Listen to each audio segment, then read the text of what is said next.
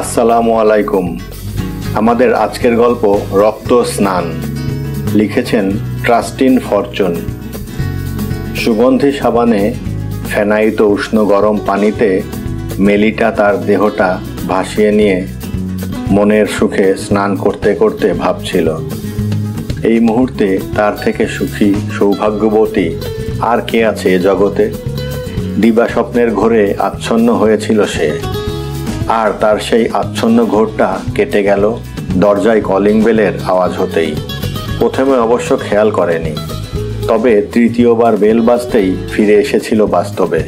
আর তারপরেই তার খেয়াল হলো বোধহয় তার স্বামী জেমস। 2 বছর হলো তাদের আজকের বিবাহ বার্ষিকীর চমক দেওয়ার জন্য এমন অসময়ে ফিরে এসেছে। আনন্দে উত্তেজনায় সে তখন দিশেহারা। জেমস, তুমি কি ফিরে এলে? আমি দুঃখিত প্রিয়তমা, আমি চাবি নিতে ভুলে গেছি। জেমসের উত্তরটা ভেসে এলো তার কানে।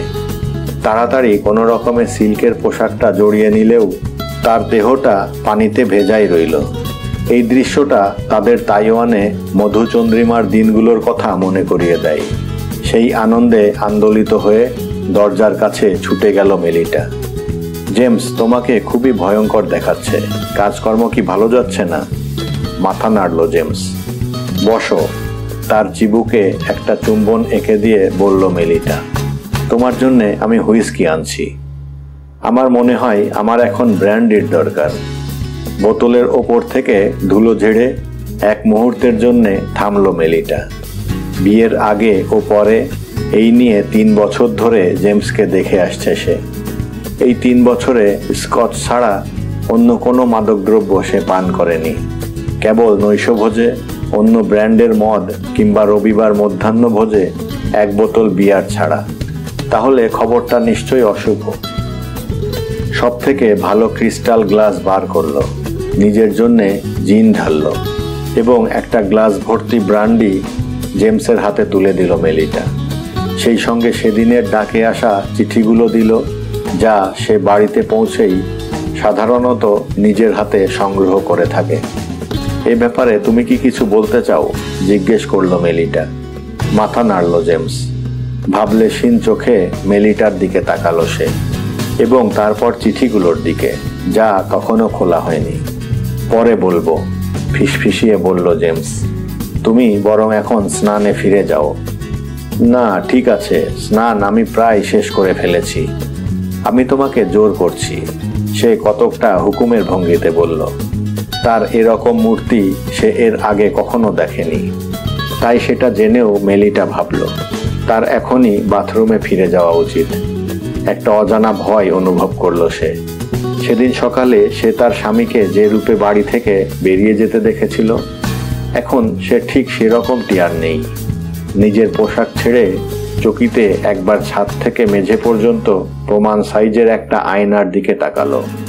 তারপর সেই নীল ফেনায়িত পানির টাবে ডুব দিল। সে তখন ভাবছিল, জেমসের এমন কি হলো যে সে একেবারেই নীরব হয়ে গেল?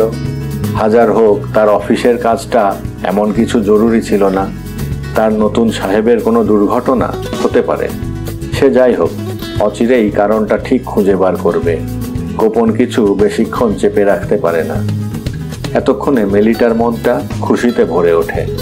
সে এখন ভাবছে কি পোশাকে সাজবে ও আজ তাদের বিবাহ বার্ষিকী উৎসবে 20-25 জন অতিথিদের খাবার আর ড্রিঙ্কের আয়োজন ঠিক করতে পারবে তো?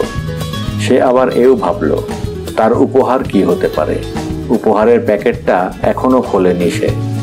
নিউ অ্যান্টিক মার্কেটের একটা জুয়েলারি শপে দেখে আসা নতুন ডিজাইনের পেন্ডেন্টটা তার খুব পছন্দ। 5 কি 10 মিনিট পরে বাথরুমের দরজায় নক করার শব্দ হলো।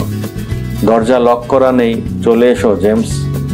প্রিয়তম, তুমি এখন ভালো বোধ করছো তো? মুখোমুখি হওয়ার জন্য ঘুরে দাঁড়ালো মেলিটা, এবং ভয়ে আতঙ্কে তার শরীরটা যেন হিমায়িত হয়ে গেল। দরজা পথে দাঁড়িয়েছিল জেমস, পুরোপুরি নগ্নাবস্থায়। কেবল একটা ব্যাগ ঝুলতে দেখা গেল তার কাঁধের ওপর। তার চোখের দৃষ্টি স্থির, ভাবলেশীন। ধীরে ধীরে সে তার স্নানের জায়গায় এগিয়ে এলো। একবার দেওয়ালে টাঙানো প্রমাণ সাইজের আয়নায় নিজের নগ্ন চেহারার প্রতিবিম্ব দেখল মুহূর্তের জন্যে।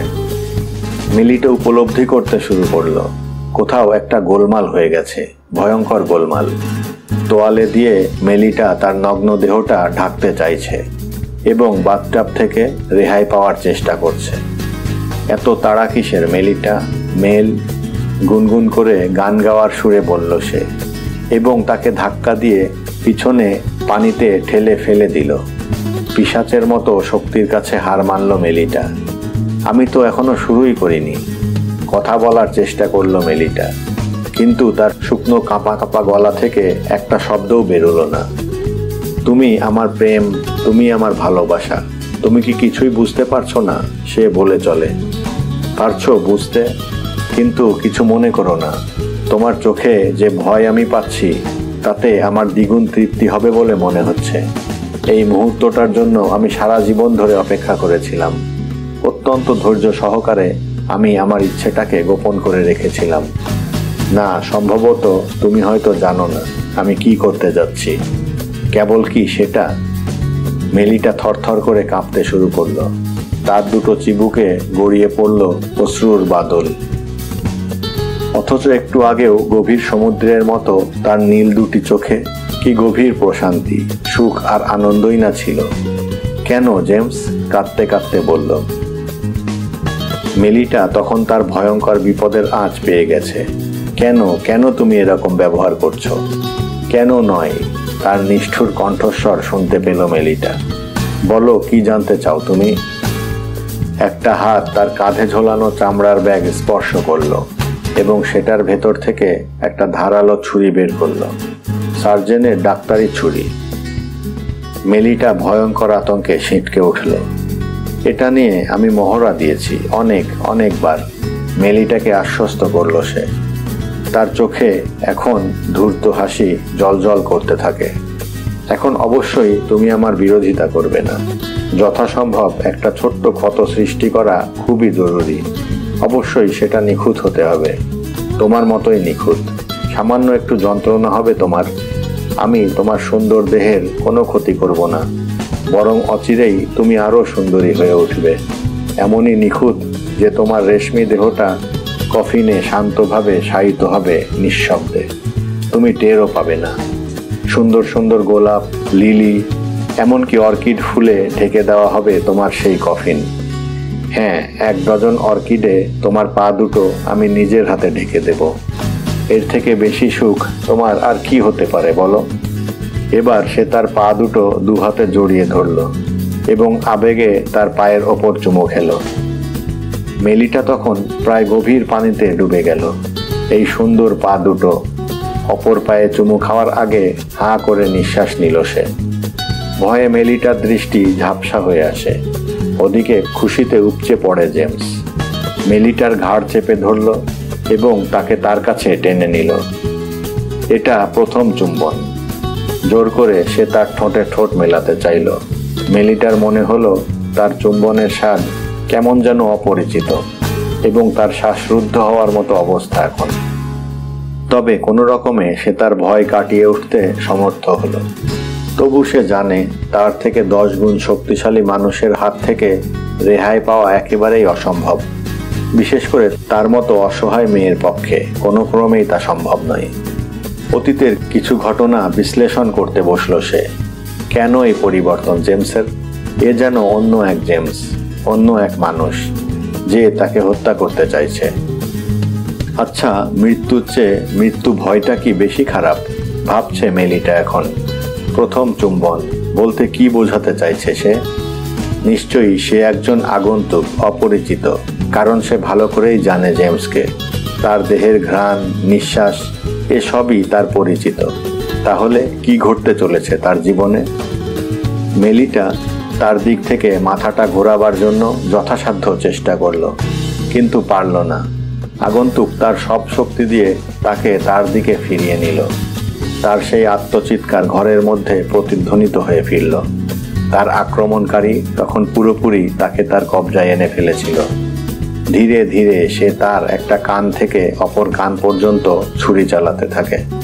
অপর হাতে সে তার কণ্ঠনালী টিপে ধরে। মেলিটার মুখ দিয়ে রক্ত ঝরতে থাকে। একসময় মেলিটার অবশ দেহটা শিথিল হয়ে পড়ে গেল ঘরের মেঝেতে। তার চোখের সামনে পৃথিবীটা ডুবে গেল ঘন কালো অন্ধকারে। প্রবেশ পথের দরজায় চাবি ঢোকানোর শব্দ হলো এবং পরক্ষণেই দরজা খুলে গেল। প্লাস্টিক ব্যাগে শ্যাম্পেনের বোতলের টুংটাং শব্দ হলো।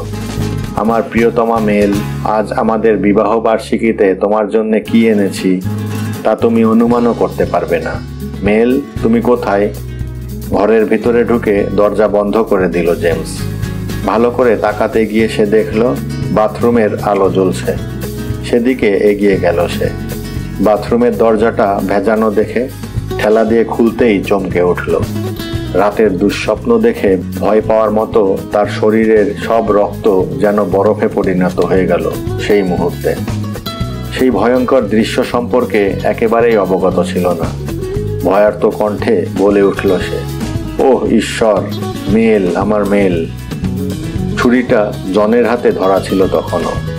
তার হাত থেকে সেটা নেওয়ার কথা ভাবল জেমস এবং প্রতিহিংসা নিতে ঘুষি চালালো তার মুখে। তার সুন্দর বলিষ্ঠ চেহারার ঘুষিটা প্রচণ্ড। জেমস ভেবেছিল আজকের মধ্যাহ্নভোজটা বেশ ভালোই হবে, কিন্তু ব্যর্থতায় পর্যবসিত হলো সেটা। তার গলা শুকিয়ে আসছিল, ঢোক গিলতে কষ্ট হচ্ছিল। তার চোখের সামনে সেই ভয়ঙ্কর দৃশ্যটা আবার ভেসে উঠল। বাথটাবের পানিতে মেলিটার প্রাণহীন দেহ, ছাদের দিকে স্থির হয়ে থাকা তার চোখ। সেই ভয়ঙ্কর দৃশ্যগুলো দেখে নিজেকে নিয়ন্ত্রণ করতে পারল না জেমস হিথারিংটন। ওয়াশ বেসিনে বমি করল সে। তার যমজ ভাই জন গুটিসুটি মেরে পড়েছিল রক্তাক্ত কার্পেটের ওপর। ফোন করার জন্য দ্রুত ছুটে গেল জেমস। রিসিভার হাতে তুলে নিয়ে ডায়াল করল 999। কি যেন চিন্তা করে রিসিভারটা নামিয়ে রাখল এবং নতুন করে আবার ডায়াল করল। Professor Sinclair? হ্যাঁ, আমি জেমস হিথারিংটন কথা বলছি। হ্যাঁ, আমি ভাইয়ের দেখা পেয়েছি, কিন্তু এবার আরও খারাপ অবস্থায়, খুবই খারাপ অবস্থায়। আপনি এখনই একবার চলে এলে খুব ভালো হয়। রিসিভারটা জেমস নামিয়ে রেখে বাথরুমে ফিরে গেল। জনের ঠোঁট থেকে বেরিয়ে আসা কথাগুলো কোনোদিনও ভুলতে পারবে না সে। ওগো সুন্দরী মেল, তুমি এখন আমার কাছ থেকে কেউ তোমাকে ছিনিয়ে নিতে পারবে না, এমনকি আমার ওই ভয়ঙ্কর বড় ভাই জেমসও। আমি আমার মা বাবার দ্বিতীয় সন্তান, আর সব সময় আমি দ্বিতীয় হয়েই এসেছি, কিন্তু এখন নয় সুন্দরী মেল, সুন্দরী। ধন্যবাদ।